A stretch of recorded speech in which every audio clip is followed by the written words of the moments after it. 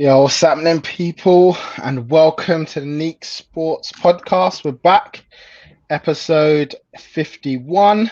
It's me and Neeks today at the moment. And yeah, it's been another interesting weekend of Premier League football, to say the least. Very, very interesting. Very interesting. Yeah, so well, only one place to start, I guess. United are back. back where? We're back. We're back now. We're back on the merry-go-round. We're back on the merry-go-round. Win one, lose one, ollie in, ollie out, shake it all about. So that's where we are. We're on the merry-go-round, and we're not coming off the merry-go-round for a very, very long time.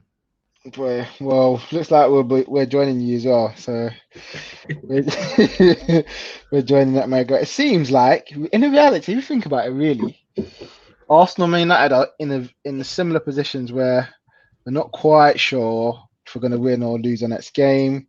It's crazy. Everyone else, Man City, Liverpool, Spurs, and Chelsea, and Leicester, and maybe even Wolves. Are not bad, and they're not disappointed with how their season's going. But it seems like Arsenal and United have got a bit of, and it has happened to someone, innit? Someone has got to be down there. Who's top now? Leicester's top. Leicester's top. Spurs are top for about an hour. Yeah, Southampton was top for a day. Yeah, Southampton was top. I think it's the first time for a long time since we've had that in November. Obviously, I know the season's obviously been delayed a bit, but even by now, let's say November is like October time.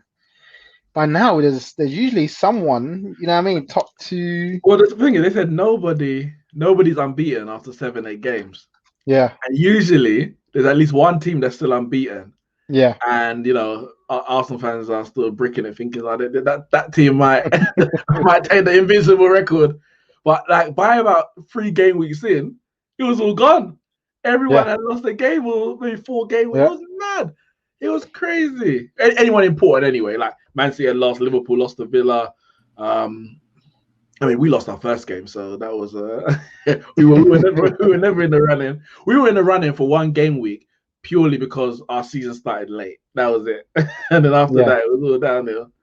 Yeah, and I think obviously we had the that's the thing with Man City and Man United starting late. You kind of expected there to be some sort of inconsistency, but then when Man United and Man City both lose, it's like for you guys, sometimes the game in hand is like you just need to get that in, because it's all right looking at the league table with a game in hand, but that game in hand you need points. You need points. I don't think I look at the fixtures and the schedules. I don't know when we're playing that game. I have no idea when that game is. They're saying January probably if they can fit it in. Unless you both get knocked out of the League Cup or something. But that might be the only. Yeah. We're playing. Who are we playing? Like Burnley. We're playing Burnley, I think it is. And Man City are playing Aston Villa. And because we're looking at the league table and we're in 14th, and it's just depressing. Like we win our game, and we know Everton, who were flying high at one point. Yeah, good 3-1 victory. We move up 1 place, the 14th. Yeah. If we win our game in hand, they were up to 7th. It's a different kettle of fish. Like you're thinking, all right, things are, the reality is it's 3 points in it, but from 7th to 14th, it's just a different mindset, a different feeling around the fan base. It's just a bit more. You feel like you're closer to the top of the league. Yeah. In reality, there ain't much difference in it. But it's not. But this is the thing. I mean, I'm looking at the table saying, we're 11th. We're 6 points off top. Now, if you told me we were going to be 6 points off top at the start of the season, I might have said, you know what?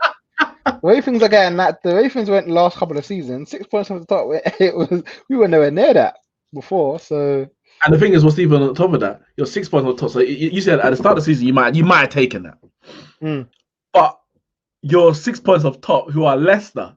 Exactly. So you're even quote unquote possibly a better position than you thought you would be, because you're 5 points off Liverpool. You're level with Man City. Obviously, they got a game in hand. So it's like you're looking at it like things aren't as bad as they seem, even though they look real bad. But as you say, it's the inconsistency. We just don't know from one game to the next, regardless of who we're playing, what the result's going to be. You lot beat us 1 week, then you lost to Villa. We beat PSG Leipzig, lose to you, beat Everton. So it's just like I don't know where to turn. I really don't know where to turn.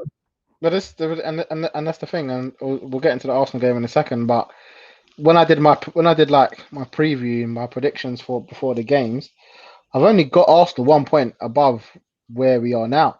So like obviously considering we played Man United, Man City, and Liverpool, and we're in the position where we are now, it's not as I said, it's not as bad points wise as you would maybe expect Arsenal to be at this stage with the games being played. Had all the first 8 games been against all the bottom teams and Arsenal were dropping points left, right, and centre against all of them, then it's like, you know what I mean? There's problems. But I don't think, you know, in the grand scheme of things, there's probably 1 or 2 games you think maybe could have done better. Then overall, you're thinking, okay, not too bad. But this is the thing. On the other end, at the other end of the spectrum, we beat Aston Villa and Leicester. We're top of the league. So it's like it's that close of saying, you know, yeah, we're not too far because we dropped points, but because of how bad everyone else is or inconsistency of everyone else, this is maybe this could be that Leicester season for someone. And we said it last time when Leicester won the league. Why couldn't it have been us that have gone on a great run? Like why couldn't have we been the Leicester when you know that Man City had Pep for the first time and Chelsea had a new manager, and it's like that was the year that everyone looked back on and think, oh, we could have gone for it. So yeah, but yeah, we'll start Javon and Carl joining now. We'll start at the Emirates Stadium on Sunday. Arsenal lost to Aston Villa at home comfortably. You know, you might say a comfortable loss when it's normally a bigger team playing a small team, but comfortably beaten 3-0, 0-3 at home.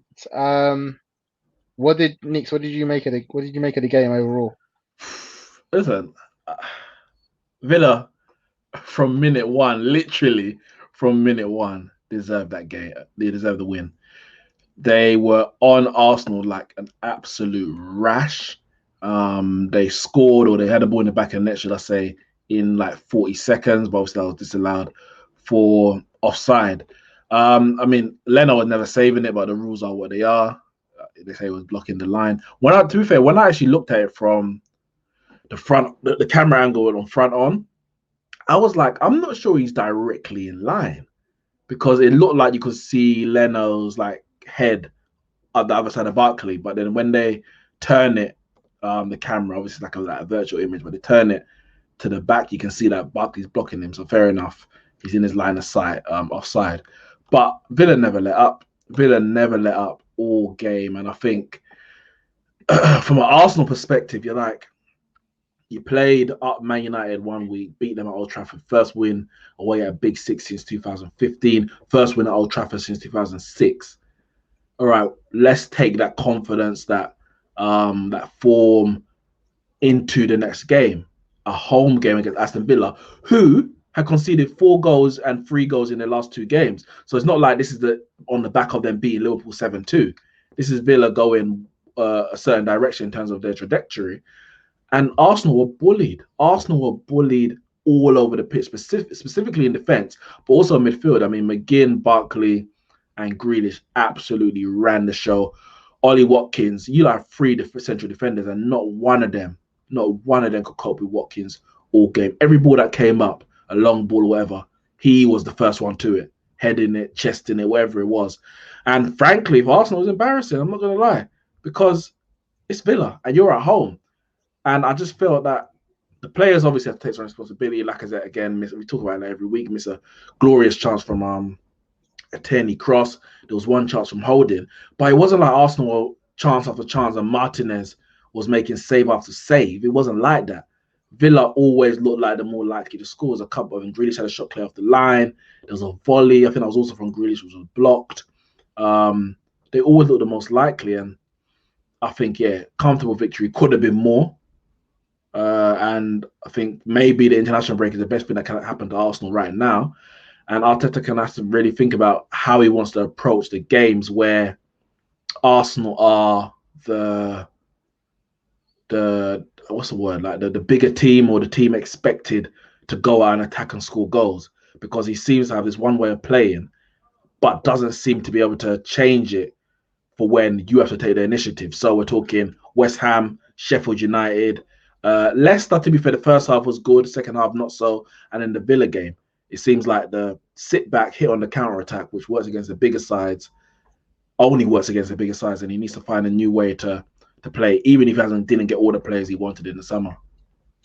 Yeah, that's the thing, and it's interesting because you can go two ways about it. You can go like with a 3-4-3 formation, especially. I remember when Conte did it against Arsenal, as in we beat them 3-0, and he changed formation to go 3-4-3, and he went 3-4-3 for every game, and then to the season because the 4-2-3-1 wasn't working for him, and he stuck at it through both the hard games and the easy games. But I feel like the system was quite. He had the players to do it. I think first of all. Yeah, look at the wing backs. He had Alonso, who we know is not famed for his defending, and then he had Moses, who is a winger playing at wing back. So you already had attacking players in those positions. Yeah, and no one was really. If anything, he what he did actually was play a formation that suited the quality of player that he had. Whereas I don't know if that's the case of Arsenal. You're playing a left back at left centre back. Fair enough, Bellerin's cool. You're playing a striker at left wing. I understand he can do the job. Then your left wing back is Saka, Maitland-Niles. Like you're putting players in other than the two centre backs and your goalkeeper. And I'll say maybe a right winger. Everyone's doing jobs that they're not completely comfortable with. You've got a midfield 2. Then when you come up against a midfield 3, are they going to be outnumbered? I think the Conte one is a different kettle of fish for me. Yeah, and he had Kante and Matic that were just solid in the middle. Yeah, and that's the thing. And I think it will take time for Partey obviously to adjust to the two who he's playing with, because you said 1 week it's Elneny, the week before that it was Ceballos, and then Xhaka a week before that. So I think Arteta needs to start to work out who his team is actually going to be going forward. Especially at the back. I think that's the most important thing. Obviously, David Luiz got injured, so we had to change that and go Rob Holding. Was David got injured before the Aston Villa game? No, he was injured before the Man United game. I thought he would have Rob Holding for Man United. Yeah, well, if David Luiz played in Europa League, he did. He played in Europa League. Yeah, he played in Europa League. Yeah, so he was definitely ready to play. I guess he went with he just went with a team that played well against Man United. And fair enough, they did play well, but as you said, you can't go with the same attitude against a Man United away to Aston Villa at home. It's just two different games. And to be fair to Aston Villa, they actually attacked us more than Man United did. Yeah. They came at us, and maybe we didn't expect them to come at us. Maybe we thought we were going to have more of the ball, but with players like Grealish and Barkley, you know that if you know them, you know that they're going to get at you and they're going to have a go at you. I feel like, Arteta really needs to work out in these next 2 weeks if he's going to change it. And I think the evidence will be in there in the first game. We've got Leeds away next 2 weeks, so that will tell whether they're going to be on the front foot the same way. Yeah. Very, very similar. And the thing is, against teams that they've played against, they've conceded, was it 4-1, 4-1, 3-1 in the last 2 games? So they concede at will as well. And if we're a team that's not creating enough, then we may go there. That should be the team that we should be able to score against, because they're conceding a lot of goals. However, obviously Bielsa is going to come with the attitude of, well, Arsenal ain't creating chances anyway, so we should be able to beat them. Obviously the Aubameyang, Willian, Lacazette debate rolls on again. For me, I feel like Aubameyang. The reality is they've all none of them have been great. Including Aubameyang. In that, yes, maybe he's playing out of position, but when he played there last season, he was playing better than he is now. That's the reality of it. And he hasn't been himself. Willian I thought Willian done quite well at Old Trafford, to be fair. Yeah, it was good at Old Trafford. I feel like he's getting the game before that he was playing false 9 against. Yeah, Man City. Oh, the Man City, sorry. Yeah, Man City away, and it didn't suit him, and that's fair enough. So people are calling saying Pepe needs to start because if Willian, I understand the Old Trafford one because he'll always give you that work back. Yeah, if Willian ain't gonna do nothing like going forward, might as well start Pepe, and he looks like he's had a few goals in the Europa League, an assist and that kind of thing. People are saying start Pepe. Yeah, I think he has to really. I think now it has to have the opportunity to play. He's done well enough, and the problem is it's not like the team is blossoming. So if the team is not playing well and you've got to make changes, I think at Leeds we'll see a lot of changes being made. It may even be that Lacazette gets dropped and then Keita gets a run, or Bamian gets moved, and maybe Saka gets pushed up or something like that. But yeah, he's got to work out a team to play against smaller teams when it's not working, and then maybe that he goes to a 4-3-3, which we thought he was going to do anyway. Pepe already had an interview today saying that he played well in Europa League, and then Arteta told him he was going to be on the bench, and he was disappointed. And international duty. Yeah, International duty is dangerous. It's dangerous. I'm just praying, I'm praying I don't hear no quotes from none of my players. On this, man, international duty start. Didier Deschamps talking about Pogba already. Pogba ain't said nothing, but we're in the news again about one of my players. I'm like, give me a break, man. Just you focus on your Nations League, innit?